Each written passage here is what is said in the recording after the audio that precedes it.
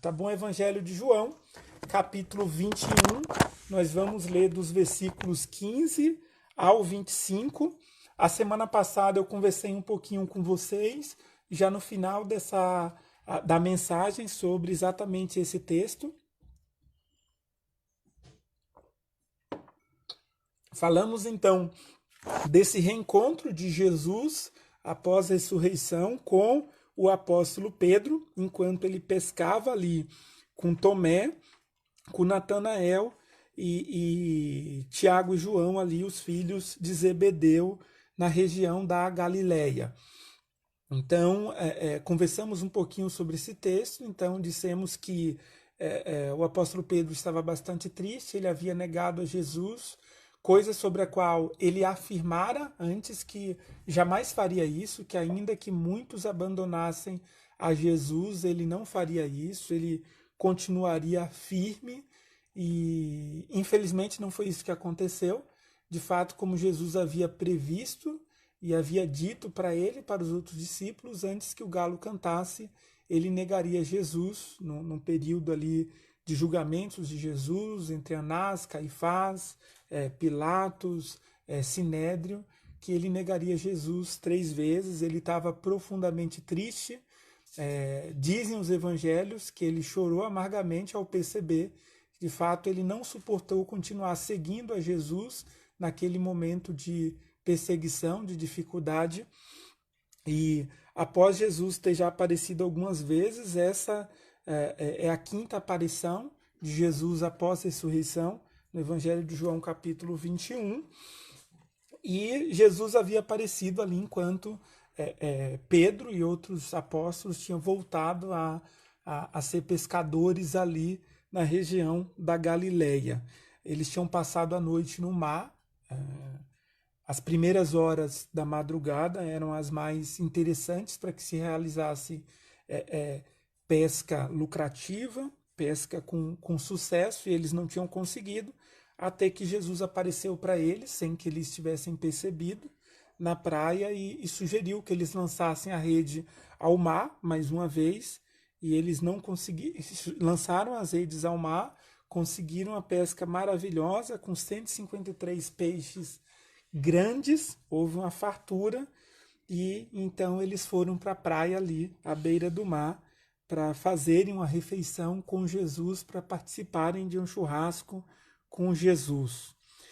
Versículo 15, diz o texto que depois da refeição, Jesus perguntou a Simão Pedro: Simão, filho de João, você me ama mais do que estes? Sim, Senhor, respondeu Pedro, o Senhor sabe que eu amo. Então alimente meus cordeiros, disse Jesus. Jesus repetiu a pergunta: Simão, filho de João, você me ama? Sim, Senhor, disse Pedro. O Senhor sabe que eu amo. Então cuide de minhas ovelhas, disse Jesus. Pela terceira vez ele perguntou: Simão, filho de João, você me ama? Pedro ficou triste, porque Jesus fez a pergunta pela terceira vez e disse: o Senhor sabe todas as coisas, o Senhor sabe que eu amo. Já conversamos também a respeito desse texto.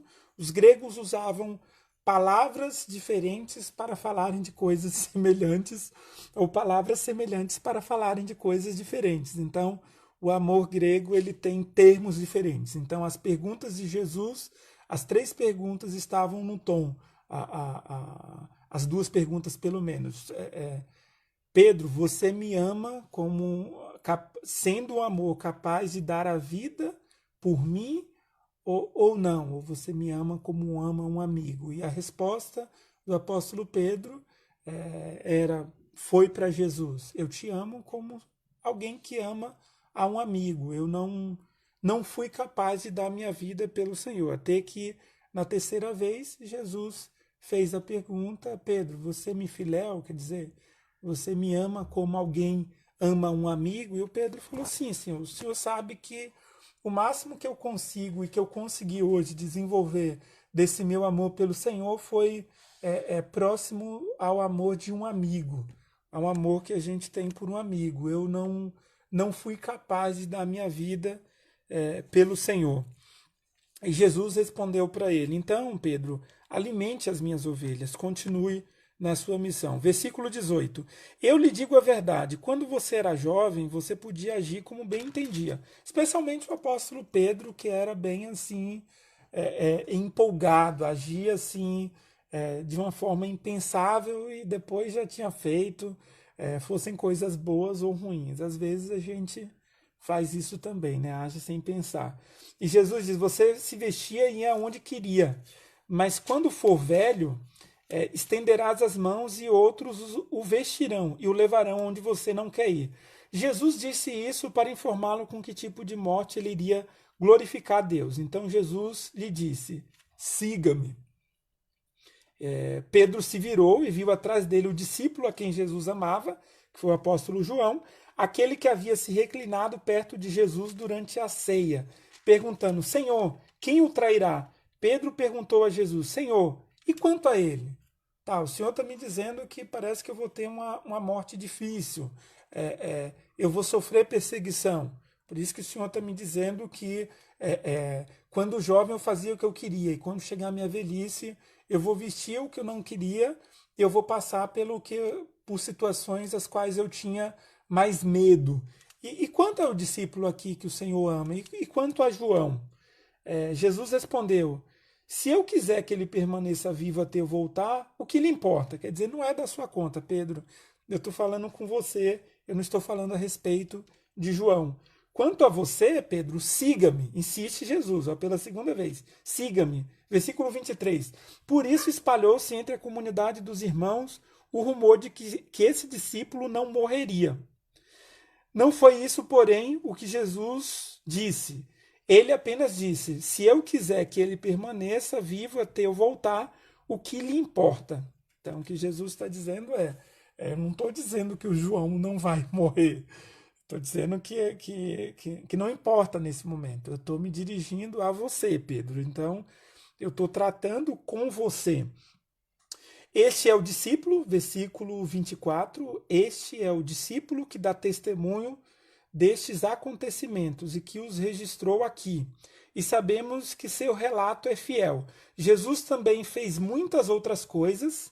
Se todas fossem registradas, suponho que nem o mundo inteiro poderia conter todos os livros que seriam escritos. Então, o que o apóstolo João está relatando aqui é que Jesus fez muito mais milagres e houve muito mais experiências de pessoas com Jesus do que os evangelhos poderiam relatar. Ele diz que, né, de uma maneira um tanto que exagerada, que nem o mundo inteiro suportaria conter os livros se algum discípulo se colocasse à disposição de escrever tudo que Jesus fez. Mas essas coisas foram escritas com a finalidade de que a gente acreditasse em Jesus e acreditasse que ele foi e ele é o enviado de Deus para nós. Me chama muito a atenção essa proposta de Jesus quando ele já dizia aos discípulos, já convocava os discípulos a segui-lo, e essa proposta que ainda hoje Jesus vai fazendo para a gente, de que a gente o siga, de que a gente esteja com ele. Eu diria que em termos de texto, eu comecei pelo final, porque eu li com vocês aqui um texto quando Jesus já ressuscitado, e os discípulos já tinham tido a experiência de terem passado 3 anos e meio com ele, Jesus, na missão antes da sua morte, e mesmo após a ressurreição, Jesus insiste pelo menos por 2 vezes nessa quinta aparição aqui, a convidar o apóstolo Pedro a que o seguisse. Mas no início da missão também, não sei quanto de vocês se recordam, mas a exemplo do Evangelho de Marcos, capítulo 1, versículo 16, diz o texto, lá, Evangelho de Marcos, no início do Evangelho, capítulo 1, versículo 16, que estavam ali na região da Galileia, à beira do mar da Galileia, Simão e André. E Simão é esse Pedro, discípulo de Jesus. Eles estavam pescando, pois eles viviam da pesca, exatamente nesse mesmo local, na região ali do mar da Galileia. E Jesus, naquela ocasião, disse para eles: venham, sigam-me, e eu farei de vocês pescadores de gente. Diz o texto que no mesmo instante eles deixaram as suas redes, isto é, Simão e André, e seguiram a Jesus. E assim deu-se sequência ali, no capítulo 1 do Evangelho de Marcos, ao chamamento de todos os outros discípulos para a missão do reino de Deus. Então, lá no início, Jesus fez essa proposta a todos os discípulos, especialmente aqui a Pedro também, que era chamado de Simão, que eles deveriam segui-lo. Então, Jesus aparecia para eles ali, apareceu naquela ocasião e disse: vocês devem me seguir, vocês devem deixar tudo e vocês devem me seguir. E aqui, mais uma vez, já após a ressurreição, o apóstolo Pedro, bastante desanimado pelo fato de ele ter negado a Jesus, Jesus insiste com essa mesma proposta: eu quero que você me siga. E o Pedro, preocupado com João, grande amigo dele, um microgrupo ali dos apóstolos, Pedro, Tiago e João, e o Pedro fala: tá bom, que legal que o Senhor está restaurando a minha vida, o Senhor está me chamando, insistindo com a missão que me deu, mas e João, o discípulo a quem o Senhor ama? E Jesus disse: Pedro, eu estou falando com você, esquece João. Se eu quiser, eu nem deixo João morrer, eu o tomo para mim, mas eu estou falando com você, e com você, Pedro, eu estou insistindo que você me siga. Então, há uma proposta de Jesus lá no início do comissionamento do apóstolo Pedro, de que ele seguisse a Jesus, e aqui, após a ressurreição, Jesus continua exatamente com a mesma proposta, dizendo que tudo que o Pedro precisa fazer é segui-lo. E quando eu leio esses dois textos, no início da missão do apóstolo Pedro, e aqui, nesse momento de Jesus, antes de ser assunto aos céus, convocando Pedro mais uma vez a segui-lo, eu fico me perguntando então o que significa seguir a Jesus. O que implica seguir a Jesus? Os apóstolos e os discípulos, eles passaram por experiências diversas. Houve gente que foi convocada por Jesus para segui-lo, e disseram: Senhor, me deixa pelo menos ali me despedir da minha família. E Jesus disse: não, ou você me segue agora ou não vai rolar.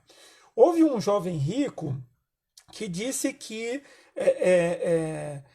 queria seguir a Jesus, mas que ele tinha muitas riquezas. E Jesus fez então para ele uma proposta de que ele vendesse todos os seus bens e o seguisse. E aquele jovem se entristeceu muito e parece não ter seguido com Jesus. O Nicodemos, o mestre dos judeus, também foi ter com Jesus à noite, num certo desejo de segui-lo, né? Ele via que em Jesus estava presente a divindade. Deus estava habitando o mundo naquele tempo. E o Nicodemos queria também ter essa experiência de viver com Jesus. E quando Jesus faz a proposta de que o Nicodemos o siga, Jesus diz: você precisa nascer de novo. E o cara se confunde todo. E será que eu vou ter que voltar para o ventre da minha mãe? O que acontece? E Jesus, durante toda a sua missão, foi fazendo essa convocação geral a todos e todas: vocês precisam me seguir. E aí, de novo, eu insisto: o que implica seguir a Jesus? E pensando no nosso tempo, pandemia, Covid-19, isolamento social, distanciamento, quarentena, limitação de acesso, limitação de recursos financeiros, um mundo que em todo tempo, em todo instante hoje, nos convoca a uma reconfiguração da vida, a uma nova situação imposta diante de nós. Eu olho para o Evangelho e percebo que a proposta de Jesus diante do caos continua sendo essa para nós: siga-me. Mas o que de fato significa seguir a Jesus? E aí eu vou para o Evangelho de Mateus, no capítulo 16, Evangelho de Mateus, capítulo 16, a partir do versículo 21. Diz ali uma situação interessante, uma cena bastante importante na vida e na missão de Jesus. Jesus já estava há 3 anos com seus discípulos, fazendo milagres, caminhando com ele, comendo churrasco, tomando vinho, ao ponto de ser chamado pelos religiosos de comilão e beberrão, porque Jesus era um cara que gostava de estar com os seus. Jesus vivia a sua vida com seus amigos, com seus discípulos, com aqueles a quem ele amava. E era fartura, era multiplicação, eram milagres acontecendo, expulsão de demônios, provisão nas casas, na vida das pessoas, milagres acontecendo, libertação. Então foi um tempo de formação espetacular por parte da vida dos discípulos, na experiência deles com Deus por meio de Jesus, o primogênito.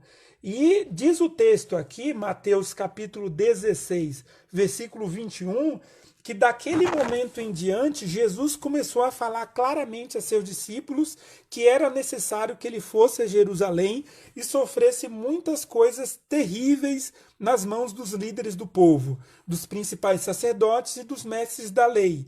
Seria morto, mas no terceiro dia ele ressuscitaria. O Pedro, de novo Pedro, o chamou de lado, chamou Jesus de lado e começou a repreendê-lo por dizer tais coisas. Jamais, Senhor. Disse-lhe, isso nunca lhe acontecerá. E Jesus voltou-se para Pedro e disse, afasta-se de mim, Satanás. Você é uma pedra de tropeço para mim. Considera as coisas apenas do ponto de vista humano e não na perspectiva de Deus. O Pedro ali, empolgado como era, porque na juventude, como o próprio Jesus disse para ele lá em João capítulo 21, ele fazia o que ele queria, ele era muito empolgado. Ele ficou assustado e disse, não, Senhor, o Senhor não vai morrer. A gente já está aqui com o Senhor há 3 anos. Nesse momento, essa cena que acabamos de ler aconteceu exatamente 6 meses antes da morte e ressurreição de Jesus. Versículo 24. Então Jesus disse a seus discípulos, depois daquela conversa com Pedro, depois de ter pela primeira vez predito o seu sacrifício e a sua morte, ele disse aos seus discípulos, segundo os outros evangelistas, ele disse aos discípulos e à multidão, se alguém quer ser meu seguidor, deve negar a si mesmo, tomar a sua cruz e me seguir. Se tentar se apegar à sua vida, você a perderá. Jesus disse aos seus discípulos, se vocês tentarem se apegar à sua vida, vocês perderão essa vida. Mas se abrir mão da vida de vocês por minha causa, é aí que vocês encontrarão a vida. Quando vocês abrirem mão da vida de vocês pela minha causa, é aí que vocês vão encontrar vida. E disse ele, que vantagem há em ganhar o mundo inteiro, mas perder a vida? E que daria o homem em troca de sua vida? Pois o Filho do Homem virá com seus anjos na glória de seu Pai e julgará cada pessoa de acordo com suas ações. Eu lhes digo a verdade, alguns que estão aqui neste momento não morrerão antes de ver o Filho do Homem vindo em seu reino. E de novo, Jesus está dizendo a mesma coisa. Se eu quiser que alguns não vejam a morte, sou eu que mando nesse negócio. Então, eu posso fazer isso. E aqui, quando Jesus começa a predizer o seu sofrimento, sacrifício e morte, ele vai começar a orientar o que implica segui-lo, o que significa seguir a Jesus. Isto é, o que significa se tornar um discípulo de Jesus em toda e quaisquer situações pelas quais a gente passe, a gente atravesse. E mesmo hoje, o que implica hoje, no dia 10 de maio de 2020, às 18h50, horário de Brasília, aqui no Brasil, seguir a Jesus. E aí, há uma orientação. Ele diz que a primeira coisa que é necessário é renunciar a si mesmo ou negar a si mesmo. E esse texto é um texto que requer da gente um certo cuidado e uma busca por discernimento do Espírito Santo para a compreensão do texto. Eu já ouvi pessoas se referindo a esse negar a si mesmo como sendo a impossibilidade de viver o seu próprio desejo, os seus próprios projetos, os seus planos. Porque aparentemente a parte da população evangélica brasileira foi formada com a ideia de que tudo que é bom para mim não pode. Então tudo que é ruim é o que é de Deus. Então tudo que é sacrifício é de Deus. Então tudo que me causa prazer é contra Deus. Um absurdo, né? Os evangelhos não sustentam esse posicionamento. O negar a si mesmo aqui implica abrir mão não da nossa identidade, né? Não é da nossa identidade, mas dos nossos planos egoístas e desumanos, que podem destruir os nossos irmãos e irmãs humanos, né? Que pode destruir toda a criação, a partir da má administração que a gente faz da própria vida, das nossas relações e do nosso entorno, de toda a criação de Deus. Nós somos, né, sujeitos, pessoas, homens e mulheres, e não há pecado em ser quem a gente é, né? A renúncia proposta por Jesus não implica um abandonar quem nós somos, porque seria inclusive contraditório. Se Deus nos fez como somos, por que ele vai pedir que a gente deixe de ser quem a gente é? Deus nos fez sujeitos livres, que têm desejos e vontades. Espiritualidade sem identidade pessoal é religiosidade. Qualquer proposta de espiritualidade que não te receba e não te permita o espaço de comunhão, de maneira que você é, sendo você quem você é, isso é religiosidade, não é proposta de Jesus. Deus não criou bonecos, ele criou gente. E gente é assim mesmo, gente tem diversidade, gente tem posicionamentos diferentes, gente tem desejos diferentes, são pessoas. A renúncia proposta por Jesus e sobre a qual a gente recebe essa convocação de renunciar é sempre em relação àquilo que nos desumaniza. Então, a proposta de Jesus, de quando vamos segui-lo, de quando somos convocados a segui-lo, não tem a ver com o abandono de quem a gente é.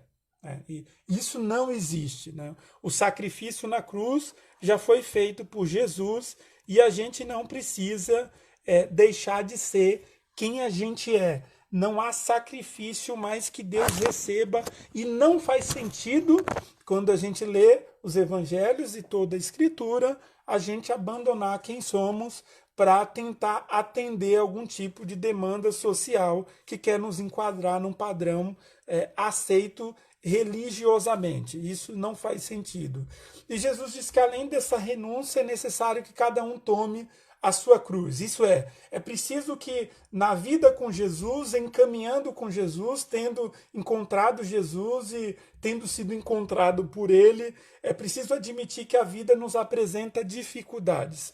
A vida com Jesus, ela não tem garantias ou não dá para a gente nenhum tipo de isenção de problemas. Isso não existe. A negação das dificuldades em nome de Deus não se sustenta a partir dos evangelhos. Isso não faz sentido, não tem isso, né? Eu me recordo que em um dos textos, quando Jesus está convocando mais pessoas para segui-lo, Jesus diz o seguinte: vocês só precisam saber que os pássaros, eles têm ninhos, né? Eles têm aonde se abrigar, mas o Filho do Homem não tem onde reclinar a cabeça. Então, a minha proposta, Jesus, para vocês, meus seguidores, é essa. Eu não tenho onde reclinar a cabeça. Então, então não vou dar para vocês esse tipo de garantia. Num dado momento, o apóstolo Pedro, mais uma vez ele, chega a dizer: Jesus, mas se é tão difícil entrar no reino dos céus, se é tão difícil te seguir,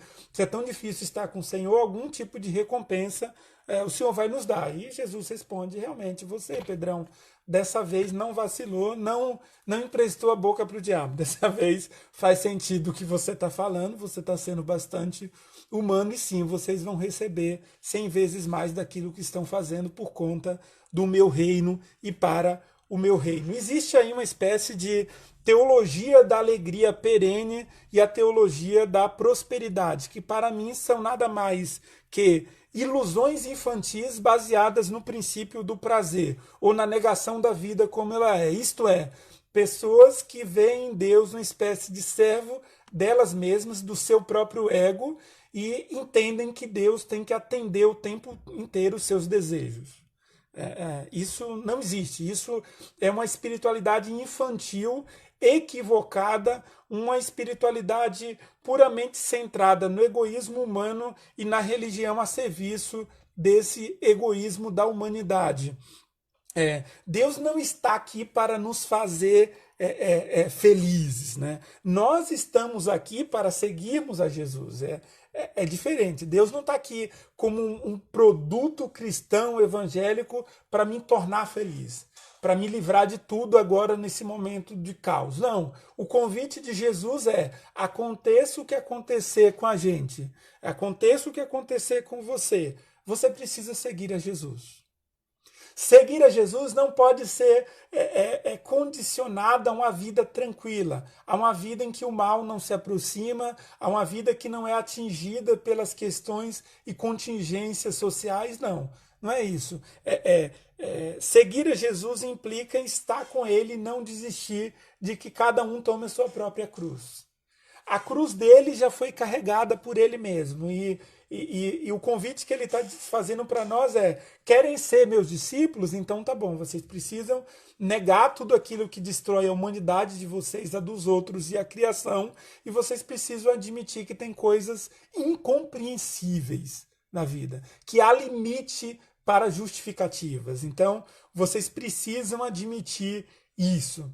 E isso é muito difícil, porque admitir que estamos sujeitos a qualquer desgraça no mundo é muito difícil. Porque a gente quer se sentir protegido, a gente quer se sentir privilegiado, porque servimos a Deus, porque temos Jesus no coração. Mas isso é uma negação da própria humanidade, né? E é preciso que até em termos bíblico-teológico a gente se lembre de que ainda existe uma cruz, ainda existe uma realidade da qual temos que dar conta todos os dias, e para muita gente é literalmente matar um leão a cada dia, e é necessário que a gente se recorde que nós ainda não estamos plenamente nele, com ele e para ele. Nós somos a galera que eu costumo chamar da turma do intervalo. O reino de Deus se estabeleceu a partir desse Jesus que encarnou, que habitou entre nós cheio de graça e de verdade, Evangelho de João capítulo 1, mas o reino de Deus ainda não é, porque nós ainda não o reencontramos, não ainda fomos glorificados junto com ele. Ainda não o vemos como ele é, e ainda não somos vistos como nós seremos com ele plenamente no reino dos céus.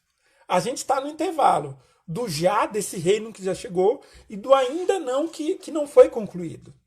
A gente é a turma do intervalo. E nesse intervalo aqui tem cruz. Nesse intervalo tem dificuldade. Nesse intervalo tem o mal que aparece através das minhas ações e das ações dos outros, que vez ou outra é até difícil de justificar, porque de fato são situações e maldades injustificáveis. Mas que está na queda, que está no nosso distanciamento de Deus, que está na nossa tentativa cada vez mais de nos tornarmos independentes de Deus, de viver a nossa vida como se Deus não existisse. Então, é necessário que a gente se aproprie da vida com menos fantasia possível. Vamos dizer que um certo grau de fantasia é necessário para a vida. Né? Eu discordo do Nietzsche que, segundo ele, filósofo, qualquer tipo de fantasia, manifestação da arte, de ilusão, gera só coisas ruins para o ser humano. Eu discordo dele. A gente precisa de um pouco de beleza que seja com base na ilusão. Porém, a nossa vida não pode ser majoritariamente dominada pela fantasia. Não dá. É preciso se aproximar da realidade. Não dá para viver uma vida em negação. Que a dificuldade não existe, que todo mundo vai passar por isso, mas eu não vou precisar passar por isso, eu não vou ser infectado, eu sou protegido por Deus. Que balela é essa? Que absurdo é esse? Isso é ilusão. Não está escrito em nenhum lugar nas escrituras sagradas de que a gente está isento disso. Nós somos sujeitos, habitantes ao mundo. A gente está na vida, sujeitos absolutamente a tudo que acontece no nosso entorno. Se a gente não faz isolamento social, se a gente não se protege, se a gente não usa máscara, enfim, a gente está sujeito igual a todo mundo. Não há privilégios, não há privilegiados, não há mais cuidados, mais amadinhos de Deus. Todo mundo é amado igualmente. toda essa teologia da alegria infantil é uma negação do princípio de realidade, dos nãos que a vida nos dá, da ausência de resposta que em várias situações acontecem para a gente. Essa semana a gente teve uma experiência, a minha mulher e eu estávamos acompanhando, junto com a nossa comunidade também, uma família de queridos de Brasília que estavam com um membro da família ali internada, né, uma menina internada, e ela veio a óbito na segunda-feira às 23 horas. Acompanhamos a família, passamos a madrugada com eles, com questão de liberação de corpo, enfim, funerária, translado de São Paulo para Brasília e todas as situações que envolvem uma morte quando acontece fora do estado de origem da pessoa, da sua região. E enquanto eu estava correndo a madrugada inteira com a família, eu lembro que a irmã da menina falecida, da Catarine, ela dizia: Clay, é difícil, né? Não sei, eu não compreendo, eu não aceito, porque isso não foi combinado e tal. E lógico, né? Ela estava vivendo um momento de muita dor, é super compreensível dizer o que elas foram dizendo ali da não aceitação da morte de uma pessoa tão querida para elas e tão jovem. E a morte é isso mesmo, é difícil de aceitar a morte e originalmente a gente não nasceu para morrer. A morte veio como consequência do pecado de toda a humanidade, não de uma pessoa especificamente. E é muito difícil isso. Só que, por outro lado, também, esse tipo de situação desafia a nossa espiritualidade. Por quê? Porque Deus não precisa manter alguém vivo para se manter sendo Deus para nós, né? A nossa fé precisa suportar essa realidade triste, inclusive a própria realidade da morte. A nossa fé ela precisa suportar as contradições dos nossos pedidos de oração. A nossa fé ela precisa suportar a não explicação de algumas coisas. Isso é fundamental numa espiritualidade razoavelmente saudável. Então, a proposta de Jesus para o discipulado negue-se a si mesmo, tome a sua cruz e siga-me. E é muito curioso, porque se seguir a Jesus é diferente de você receber um boletim de regimento interno de uma igreja local.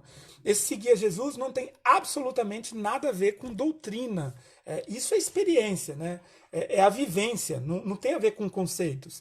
Eu não preciso ter conceitos para viver com Jesus, para participar a minha vida com Jesus e deixar que Jesus participe do meu cotidiano. Eu não preciso de conceitos. A experiência de seguir a Jesus tem a ver com encontrá-lo todos os dias. Encontrá-lo nas situações das mais improváveis, estar com Jesus, perceber que ele está falando conosco, perceber que ele está sinalizando alguma coisa para nós. E isso não vai acontecer o tempo inteiro. Então, o que eu costumo dizer é que se você ouve Deus o tempo inteiro, você deve estar maluco, precisa de ajuda. Então, não é isso, mas é você encontrar Jesus nas situações da vida. Enquanto você está aqui, enquanto estamos aqui nesse mundo, misturados com a existência, e não numa abstração, não numa vida eu e Deus. Não, a manifestação ela acontece de forma comunitária.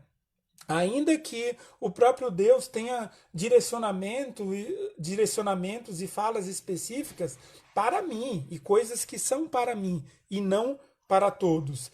Significa ter Jesus como a nossa maior referência de humanidade. E essa é uma utopia necessária a todos os discípulos, homens e mulheres, a todos aqueles que se propõem a uma vida de discipulado com Jesus. Segui-lo significa viver com ele. E é muito legal, porque quando a gente lê os evangelhos, fica muito claro que a convocação de Jesus para o apóstolo Pedro e para tantos outros homens e mulheres era de que eles deixassem aquilo que para eles era importante naquela época e o seguisse na vida, e o seguisse nas refeições, e o seguisse na sua missão, e o seguisse no dia a dia dele. Então, seguir a Jesus implica um compromisso relacional com Jesus. É um relacionamento que precisa ser alimentado, que a gente precisa percebê-lo, que a gente precisa encontrá-lo. E isso acontece independente ou apesar das situações. Não dá para a gente colocar desculpas para não viver com Jesus.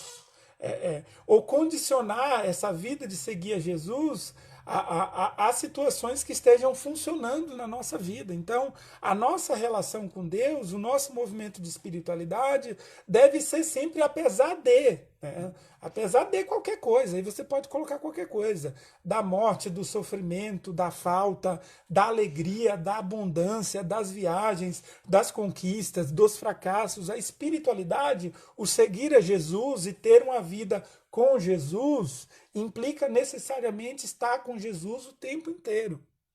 O que não significa você pagar de doido e viver num mundo de abstração, dizendo que Deus está falando com você o tempo inteiro. Isso é loucura, repito, mas e é preciso viver essa vida com Jesus na experiência da realidade, né? Então, não é uma convocação à ilusão. Por isso que Jesus sabia das qualidades do apóstolo Pedro, sabia que a partir dele se formaria a primeira igreja, ali sustentada e direcionada por Pedro, Tiago e tantos outros apóstolos, e o fato de Jesus saber que o Pedro era temperamental, era empolgado, era precipitado, nada disso fez com que Jesus desistisse da convocação que ele fez para o apóstolo Pedro. Exatamente assim acontece. Jesus conhece os nossos limites, Jesus conhece as nossas dores, aquilo que nos entristece, aquilo que, vez ou outra, parece que paralisa a gente. Mas a convocação dele para que nós possamos segui-lo é apesar disso. Entende? Então, Jesus não está aguardando de nós uma melhora para, a partir daí, nos convocar a algo, a alguma coisa. Jesus nos convoca de maneira que a gente consiga estabelecer um relacionamento saudável de espiritualidade com Ele, de vida experiencial, e a partir daí a nossa missão vai ser exercida. E isso não envolve uma negação de quem somos em termos de identidade, porque Deus ama de fato cada um de nós como somos. Deus não exige de nós absurdos e negação de identidade. Deus nos convida ao contato e ao vínculo com a realidade do mundo no qual a gente está inserido. Então não é uma ilusão de ficar aí, enfim, inventando que está profetizando um monte de besteira. Não é isso. É aceitar a realidade e sim ser um instrumento de Deus, acreditando que Deus pode nos usar para mudar essa realidade difícil hoje, não é no futuro, hoje, dentro dos nossos limites e dentro das nossas possibilidades, e é um convite de Jesus para que nós o sigamos, para que a gente não desista dele, para que a gente não desista do relacionamento com ele, para que a gente reafirme nossa fé nele, para que a gente reafirme a nossa esperança nele. Talvez estejamos mais preocupados, alguns de nós, em atender a um modelo de fé, né, doutrinas ou um jeito de ser de uma igreja local, do que realmente em sermos discípulos de Jesus. Eu tenho a certeza de que Jesus está fazendo muitos discípulos hoje, agora, nesse momento, em todo o mundo. E Jesus está formando discípulos em todo o mundo, nesse momento de caos, discípulos que alguns deles não se adequam aos nossos moldes religiosos, porque Jesus não está nem aí para isso. Jesus está querendo estabelecer a relação com a humanidade. Jesus está querendo estabelecer e restaurar a sua relação com toda a criação. Tomara que ouçamos a voz de Deus, tomara que a gente perceba o que Deus está nos dirigindo nesse tempo, tomara que sejamos participantes daquilo que Deus está fazendo, tomara que a gente perceba a direção que Ele está nos dando, tomara que a gente encontre sentido nas nossas atuações, na nossa forma de existir, de desejar, de planejar a vida, e tomara que a gente não desista no meio do caminho. Que o Espírito Santo esteja conosco, nos fortaleça, e na graça de Deus que nós sigamos juntos, fortalecidos, todos os dias da nossa vida. Que Deus em Cristo nos abençoe. A todos nós.